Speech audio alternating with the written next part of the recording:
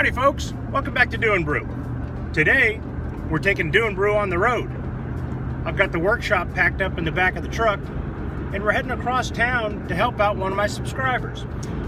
Ken contacted me a few weeks ago at doingbrew@gmail.com with a couple of questions. He's got a windowsill that seemed to be rotting on the inside.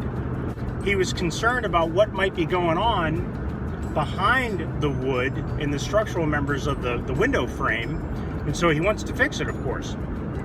Well, what it sounds like to me and some pictures he sent me, it looks like a contractor, before he purchased the home, used MDF on the sill and maybe even the jambs of his window.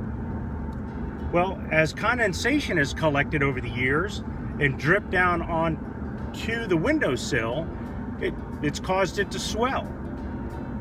Anytime MDF comes into contact with water, usually it'll swell up like a sponge, and that's certainly what's happening. Some nail heads are popping out. It's pretty unsightly, but again, Ken's more concerned about what's going on behind the scenes. Well, long story short, as we were discussing possible solutions, we started chatting about where each other lived, and as it turns out, he's only about 30-40 miles from me, so I figured, let's go ahead and take Doing Brew on the road, meet one of the subscribers personally, see what we can do to help him out. So hang on, we'll be there in a few minutes.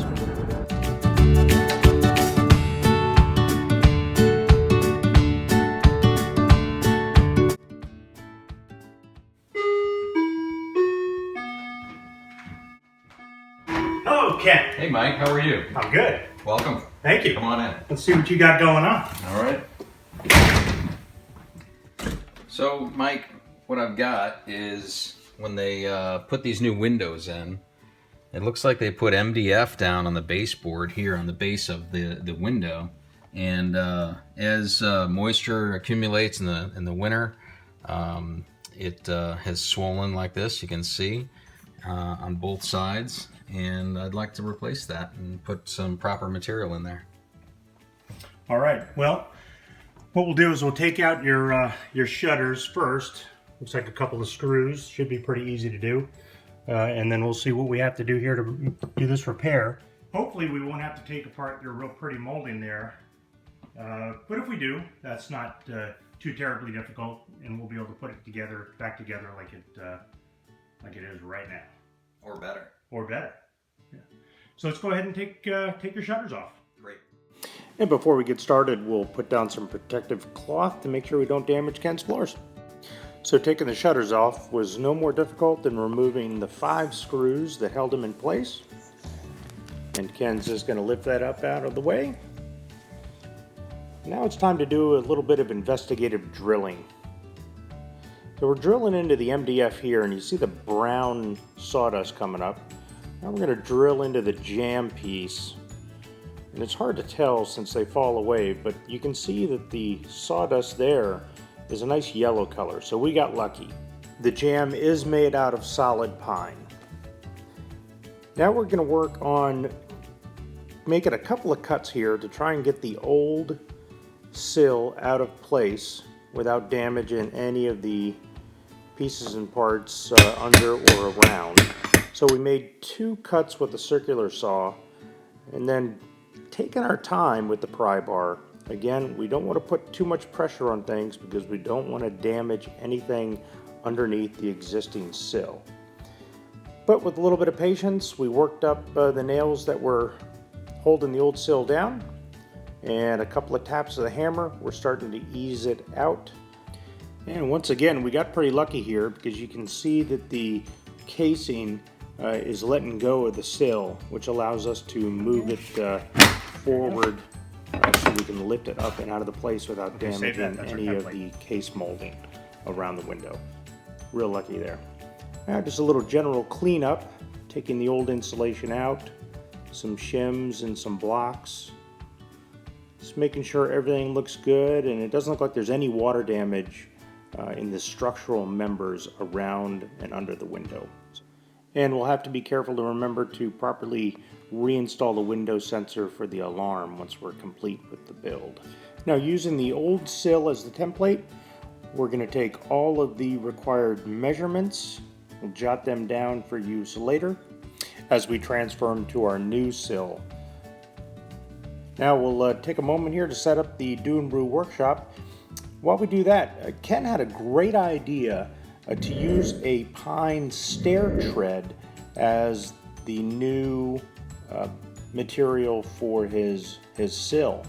Now the great thing about that is it comes in a 1-inch thickness, 48 inches long, and 12 inches deep, so it's perfect for what we need to use it for.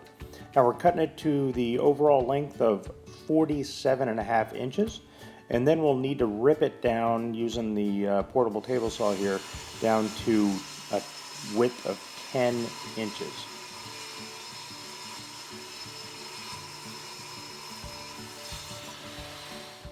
And the next thing we need to do is transfer the measurements from the existing sill to our new one here to accommodate the cutout for the jamb on the right and left side.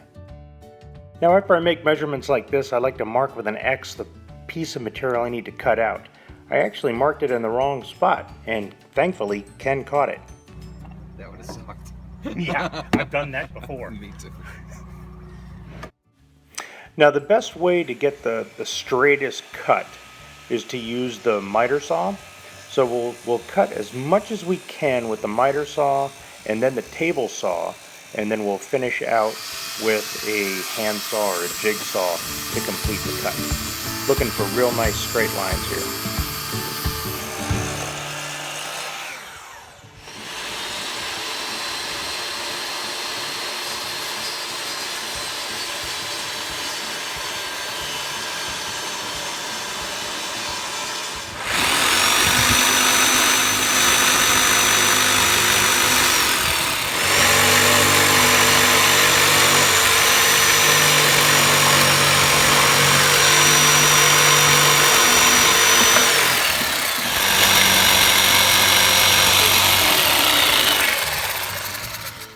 And we'll give our new sill a quick sanding. Started out with 150 grit sandpaper and finished out with 180. Okay, now comes probably the trickiest part of our new sill build, and that is replicating the profile of the old sill. It looks like it was probably a store-bought material that was made on a shaper table, which is difficult for us to replicate using hand routers. But we're going to give it a shot. Ken just completed the setup on his router to get the depth just right on a 1/2 inch round over bit. That'll be the first pass we make with the router. Okay, next up is a 1/2 inch cove bit that's on the underside of the sill. Again, we used the old sill as a template, did a couple of practice cuts, and looks like Ken has got that just right. And now we get to a difficult part. The existing sill, just below the roundover, is a full roundover, not a half. That's not possible for us to do using a handheld router. That's shaper table work. We're going to go ahead and use the sander to roll over that sharp edge and then finish up with a sanding block. And believe it or not, we were able to get really close to the original profile. Certainly close enough that Ken was real pleased with it. Okay, we're getting near to the end of our millwork. The last thing we need to do is cut a rabbet along the backside of the sill where the sill meets the window. That'll allow it to set down onto the window frame itself. Be a nice clean look. And cutting that 3/8 inch rabbet allows us to use the 1 inch thick material while still maintaining a level sill once it's installed back into the window frame. Okay, now just using some liquid nails to hold down the house wrap and reinstalling the previously used spacer blocks there just to provide a little bit of solid material below the sill. We'll nail those in place with some crown staples, reinstall our insulation, and we're getting near to done on this one, folks.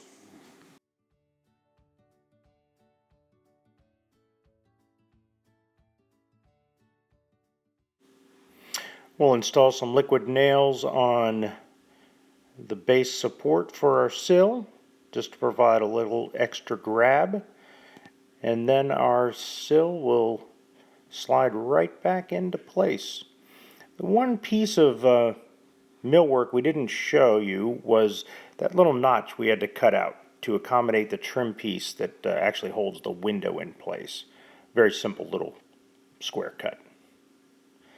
And a couple of taps just with a fist is all it takes to get this piece in place. And once it's in place, boy, it really looked nice. Looked nice and fit really tight. Real happy with it.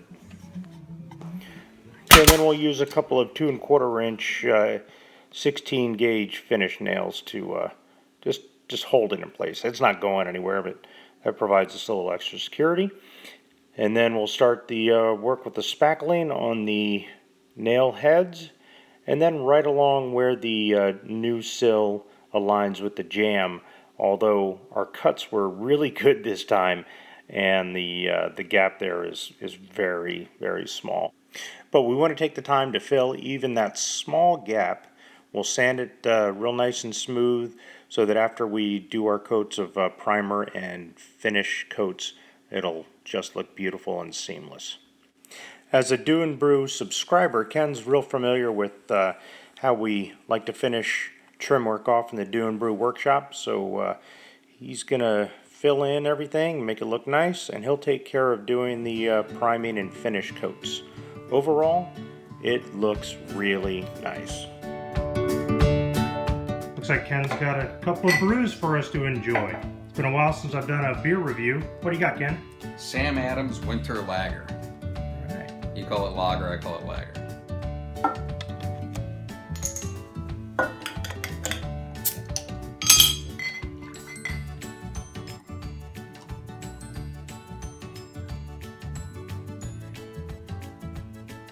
All right, Ken. Hey, it's been great working with you. Thanks, Mike. Nice new Appreciate the window. hard work, yeah. All right. So, how many other windows do you have like this? About a dozen. All right. Well, hey, good luck with that. Yeah, thanks. Cheers. That's good. It is good. Sam Adams Winter Lager. Not bad. Or Lager. All right. Well, hey, thanks a lot, folks. We'll see you next time on Do and Brew.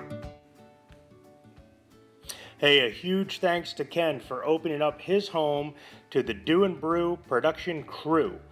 It was great working with Ken. This project was a lot of fun to complete and hopefully helped Ken out a little bit as well. If you have any questions, you can always email me or leave comments or questions in the comments section. Please leave me a thumbs up if you liked the video, and I'm always looking for new subscribers.